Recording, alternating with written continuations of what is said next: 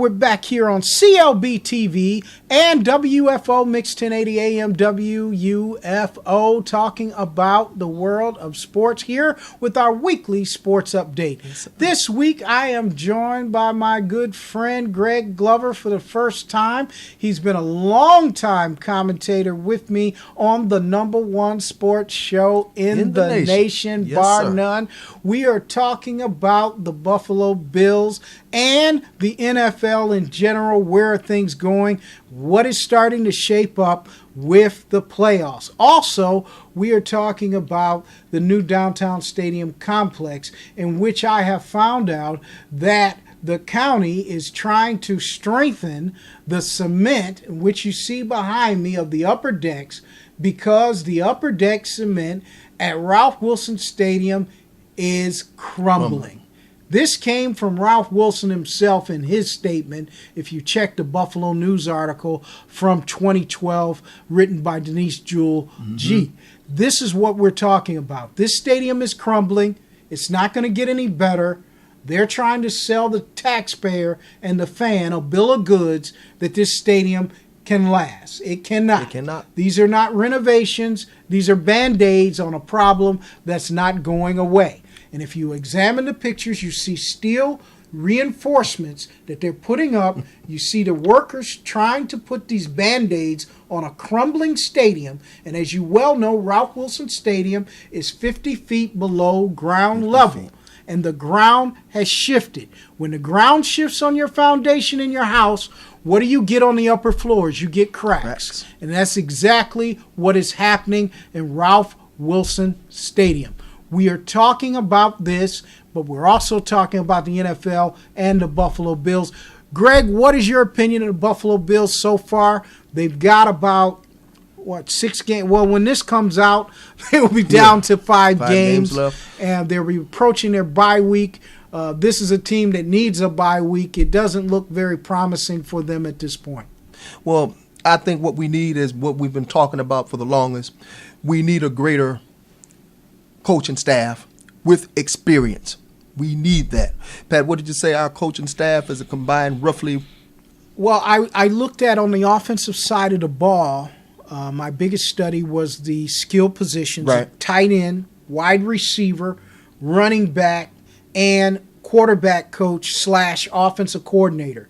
And those very important positions. And the reason we chose those when we were looking at this was because it takes rookies a little longer to acclimate themselves to the NFL level of play. That's right. It usually takes a tight end a couple. Remember, Vernon Davis, people were ready to call him a bust. Yeah. They were ready to call certain receivers a bust. These receivers end up being great players. It usually takes good coaching and a year or two to get yourself acclimated to where you should be. So I looked at those positions and looked at the NFL experience among those 4 position coaches and the offensive coordinator. And unfortunately, with the Buffalo Bills, out of all those positions, I only had 2 years of NFL experience. And that is the reason I believe that the offense of the Buffalo Bills has struggled as the season has gone on. It started off good because of what we said. What did we talk about the first 3 or 4 games of the season? Coordinators don't have book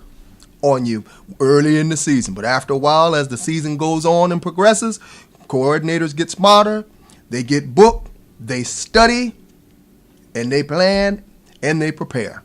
Isn't that something? Yes, it is. And it comes out, Greg, that most teams start off well. Yes, that's true. And then true. they fizzle out as it goes on. That's go on. The good teams begin to get better as the season goes on because they are coordinators on their side. They change their game plans, and that's where you see where coaches are made of. Right. Unfortunately, on the Buffalo Bills side, on the offensive side of the ball, Nathaniel Hackett in particular, who's the offensive coordinator / quarterback coach, has no experience in the NFL as a position coach, nor does he have any experience in the NFL as a coordinator, and I think that is hurting the development of E.J. Manuel and this offense. And as you say, if you really want proof positive of what we're saying, look at Russell Wilson. Look at the coaching staff that's with him. Right. Look at your RG3s and look at your Cam Newtons and look at that staff. And that'll give you an idea of how a quarterback should progress in a coaching staff, and especially in key situations in a football game. Absolutely. And we've said day one, too. One of the problems in the personnel on the offensive side of the ball is the offensive line. That's it. The two guards and the right tackle are awful. Yeah. They are terrible. They need to cut them now. Doug Legursky and Craig Urbick and Eric Pierce, please. You have got to be kidding me. You're not going to win games with these guys on your front. Nope. I mean, Cordy Glenn, I think, is a stud. I think Eric Wood is a stud. But the other three, especially the two guards, between the two guards, you got two legs. Both of them got bad knees. And then Eric Pierce, he's just nowhere to be found. He just misses blocks. He doesn't make blocks. You cannot win in this league with mediocrity up front, and that's what the Bills are going to have to address personnel-wise. I think they need to address getting in some more experienced coaches at those I'm positions. with you, and I'm surprised that nobody else has really taken the time to speak on that, because that's very important, and that's the difference between a consistent losing franchise and a franchise who's made a sole commitment to winning. I also believe that looking behind me down at Ralph Wilson Stadium, that you will notice, if you see the picture of the new downtown stadium complex, what would you rather have? A crumbling edifice that is used 7 to 9 times a year, or a facility, a multi-use facility complex that extends your convention district, adds more hotel space, more retail space, a new multi-use stadium facility that can be used year-round with a retractable roof that you don't have to worry about sellouts, because they'll sell out for years on end because people won't care about the weather, and it creates jobs. Let's get this done. That's all for us here on clbTV and our weekly sports update. I'm the Mighty Oba, and this is my man Greg Glover here this week. We'll see you next week.